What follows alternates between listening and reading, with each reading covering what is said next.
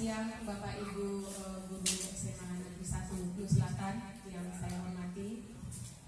Terima kasih untuk waktu dan kesempatan yang diluangkan untuk mengikuti aksi nyata dari saya. Aksi nyata itu berupa sosialisasi bagaimana menerapkan budaya positif di lingkungan sekolah kita. Sebelumnya saya sudah perkenalan tadi, kemudian nanti saya menerangkan beberapa konsep. Kemudian jika ada Bapak dan Ibu yang mau bertanya, saya persilakan. Pendidikan kita ya dari Dewantara. Beliau berkata bahwa guru sekolah itu adalah tempat persemaian benih-benih kebudayaan. Tempat persemaian. Kita sebagai guru diibaratkan sebagai petani, Bapak Ibu. Petani padi. Kita hanya bisa menuntun tumbuhnya padi. Kita hanya bisa menuntut, Bapak Ibu, bukan mengubah.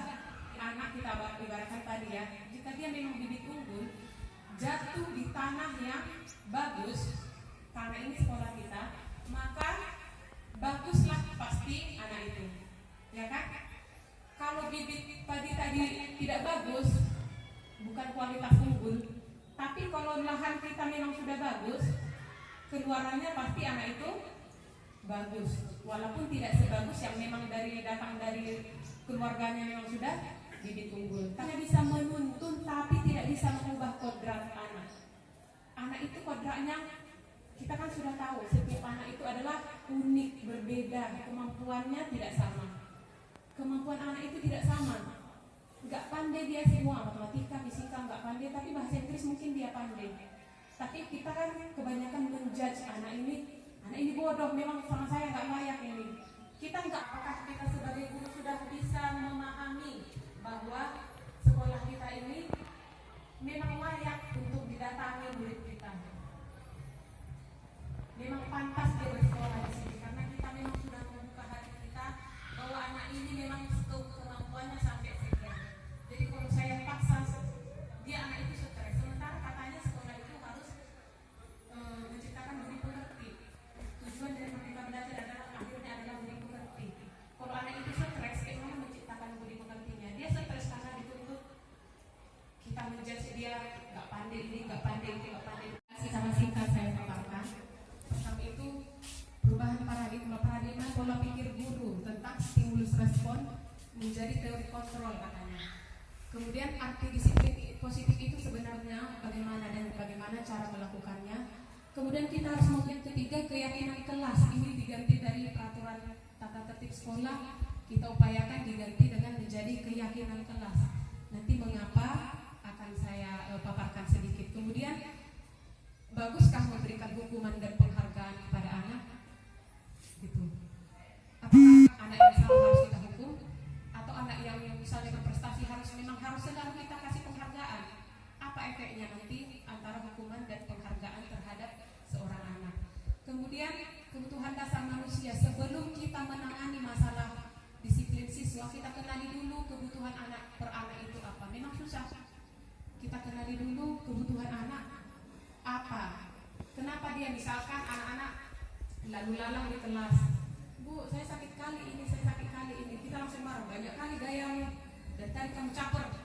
Kita kan kadang sering gitu, kamu dulu gak bisa dia lupanya. Kita gak bisa seperti itu. Tapi kita kenali, langsung nalar kita jalan. Anak ini kebutuhannya ini. Misalkan, Bu, saya sakit kali. Ada beberapa anak saya tengok seperti itu di kelas. Cara menyelesaikannya kita kenali dulu dia kebutuhan anak itu melakukan hal seperti itu apa.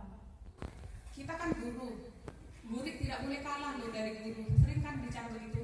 Padahal seperti itu di teori kontrol orang doktor ini di luar negeri yang pendidikannya bagus tidak boleh berkata kita ini ilusi. Guru mengontrol untuk mendapatkan imbangan. Seorang guru misalkan bagus dia kerja, mau disuruh ini itu kegiatan di sekolah, ini termasuk ke gurunya karena mendapatkan bayaran. Kalau nggak ada nggak bayarannya, kalau ada bayarannya nggak itu aku kegiatan itu katanya. Sama seperti anak mengerjakan tugas untuk dapat pujian dari gurunya, itu nggak. Ini motivasi anak sama guru, tapi itu nggak bagus ya. Motivasi itu harus dari dalam diri kita, karena memang kita berniat menjadi guru yang lebih baik.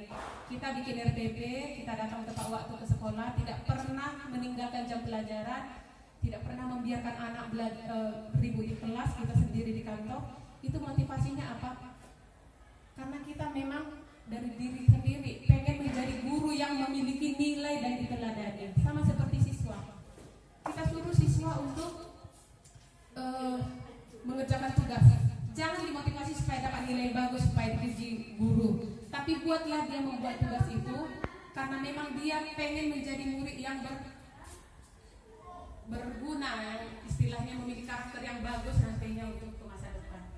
Ingin menjadi manusia yang lebih baik. Budaya positif di sekolah itu dimunculkan dari peraturan di kelas. Ini sudah saya contohkan di 3 kelas. Pertama di kelas Bu Winda.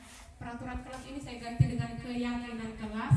Dan murid, kalau peraturan itu dari sekolah ke guru kan, ke murid kan. Kalau keyakinan dari murid dan guru. Kalau peraturan dari sekolah. Ini contoh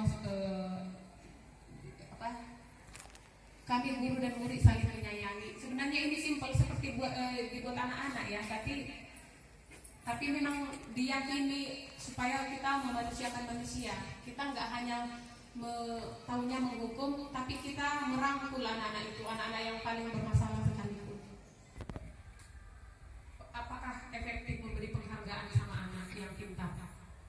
Kita kan sering kasih hadiah sama anak kan, kalau juara kan juara 1.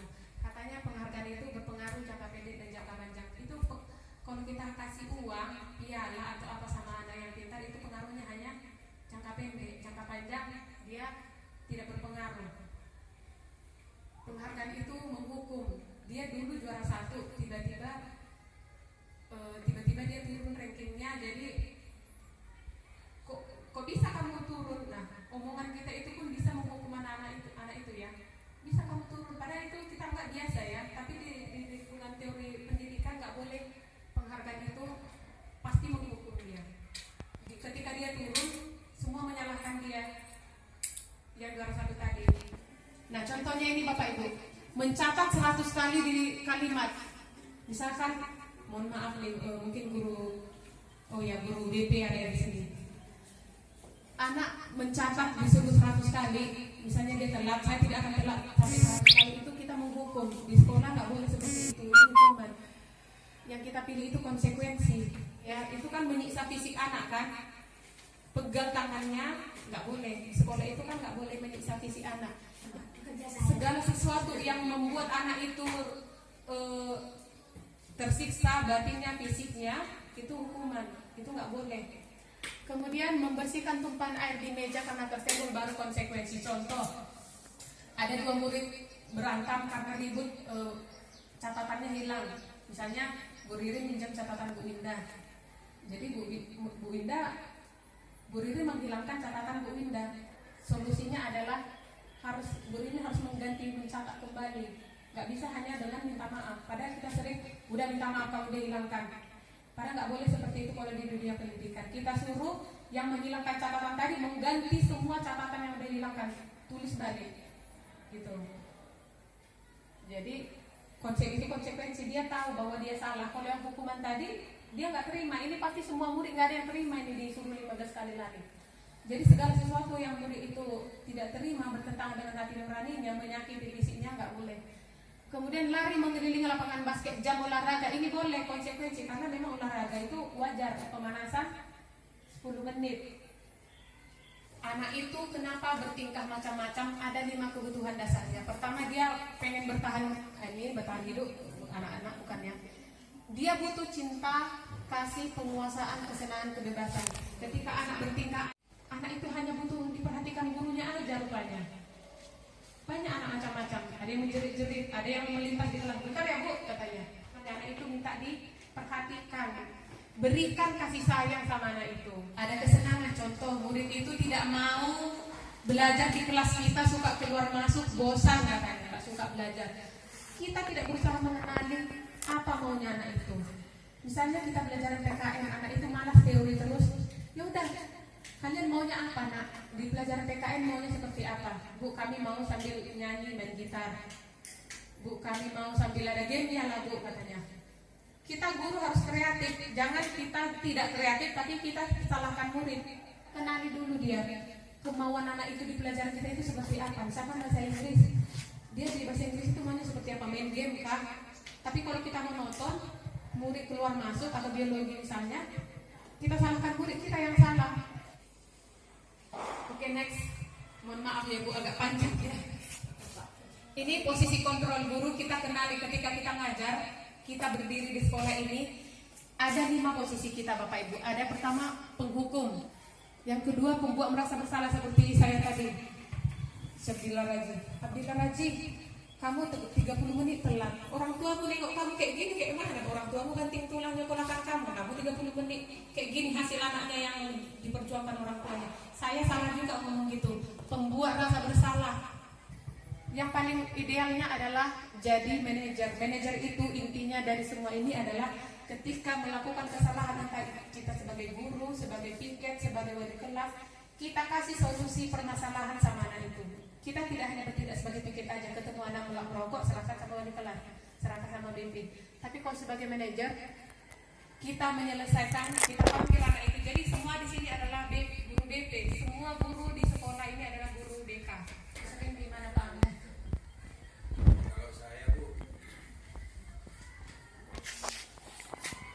Kalau saya berhukum nggak pernah.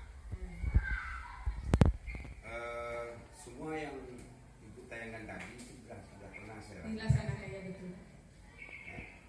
Pembuat kesalahan itu kadang-kadang muncul seketika, Ya, kemudian kita teman itu sering juga. Tadi kalau posisi saya itu yang paling apa? Mungkin itu yang kalau tempat itu apa? Pemantau. Kalau ada yang melanggar tidak laporkan aja gitu. Oh, ini semua pernah dilakukan guru dan kita perlahan akan berubah ke sini Bapak Ibu ya. Semua sana bagus, jadi teman bagus, tapi kita perlahan jadi orang yang menawarkan solusi setiap permasalahan anak. Itulah yang namanya restitusi, yaitu memperbaiki kesalahan anak supaya karakternya lebih baik. Kita nggak tahu hanya menghukum aja, tapi kasih solusi supaya anak itu ada perbaikan perilaku. Bukan menebus, tapi belajar dari kesalahan. Kalau menebus itu kan kayak tadi kita kasih denda uang, kan menebus, impas aja. Tapi harus belajar dari kesalahan. Contoh belajar dari kesalahan, kalau wastafel itu masih bisa ditukangi, dibagusin murid, dibagusin. Semen tempat dulu yang dihancurkan murid, kalau masih bisa disemen anak itu kan laki-laki. Perbaiki, jangan langsung dengan cepat mengganti dengan uang. Menanyakan keyakinan. Pertama, menstabilkan identitas. Ketika anak misalnya melakukan kesalahan di kelas, gurunya bilang, udah dulu pun ibu pernah kayak gitu. Dengan mengucapkan itu kita sudah menstabilkan identitas anak itu. Artinya kita merangkul kembali anak itu. Ucapan kita pertama kali ketika anak melakukan kesalahan adalah merangkul dia. Kedua, alasan apa yang kenapa kamu bisa begitu nak? Tadi kamu telat sekolah, nggak pernah setiap hari Rabu kamu nggak pernah ke sekolah, kenapa kamu nak? Itu kita validasi tindakan yang salah. Kita kasih tahu bahwa yang dia lakukan itu salah, walaupun di akhir di sini kan kita nggak jadi marah Bapak Ibu kan? Terus kenapa lah kamu buat kayak gitu? Kenapa lah kamu setiap hari Rabu nggak datang nak? Itu validasi tindakan yang salah. Kamu tentu punya alasan mengapa melakukan itu. Setiap hari Rabu kamu nggak datang. Kenapa? Itu cara kita yang kedua. Baru yang ketiga, apa yang kamu menanyakan keyakinan itu sama seperti ya udah. Apa yang kamu lakukan supaya hari Rabu kamu tidak lagi absen ke sekolah? Ada anak setiap hari Rabu nggak datang ke sekolah. Kamu punya alasan kenapa melakukannya? Apa alasanmu nak? Misalnya kita bilang kayak gitu. Terus apa yang kamu lakukan di sekolah? Terus kayak mana cara kamu menyelesaikannya? Kamu kan udah nggak bikin tugas selama 1 bulan, 1 semester ini nggak ada tugas. Gimana caramu nak menebus tugas guru itu?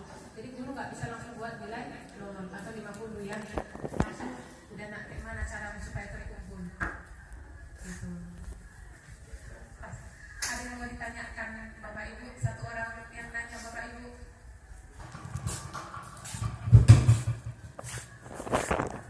Nanti ini ada video.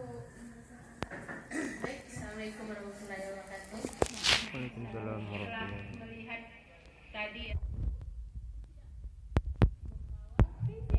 Jadi ataupun panel mana?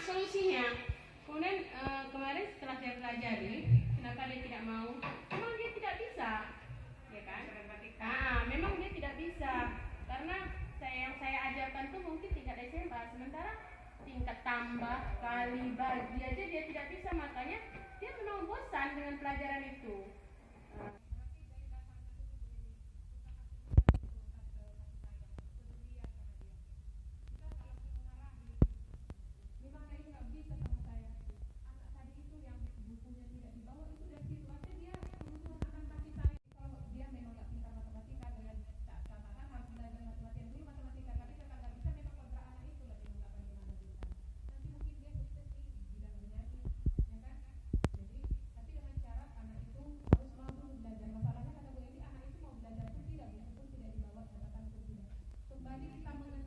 Jadi apa yang bisa kita penuhi di sekolah, kita berikan dia dulu kasih sayang. Jadi kita menuntut anak itu pandai. Memang kalau memang kita udah boleh melakukan segala daya upaya, anak itu kita nggak bisa. Tapi dengan catatan harus kreatif, mau belajar. Bagaimana cara mensiasati anak yang tidak mau belajar? Bisa mengontrol dirinya adalah self control tadi adalah dirinya sendiri. Kita sudah guru yang berusaha, gitu. Apakah kita sudah maksimal mengajar? Kita tanya sama diri kita sendiri. Itu aja sih dari saya. Saya masih belajar. Saya namanya belajar seumur hidup ya. Saya juga masih belajar banyak kasih ya. Cara memandang murid kita pun sudah berbeda ya. Jadi saya harap sama-sama lah kita menjadi guru yang mengajar dari hati. Kita menempatkan posisi kita sebagai seorang manajer yang menyelesaikan masalah, bukan hanya sebagai penghukum yang tahunya menghukum di lapangan. Tapi kita kasih solusi sama anak itu, karena anak itu kan tanggung jawab kita bersama ya. Kita sudah berusaha, tapi anak nggak bisa di luar dari kemampuan kita, itu serahkan sama yang maha kuasa aja. Memang udah di luar kemampuan kita. Jadi sebagai penutup, saya bilang kalau dulu gurunya itu sebagai sebuah pilihan, maka sekarang jadikanlah guru itu sebagai panggilan hati. Demikian, terima kasih Bapak Ibu.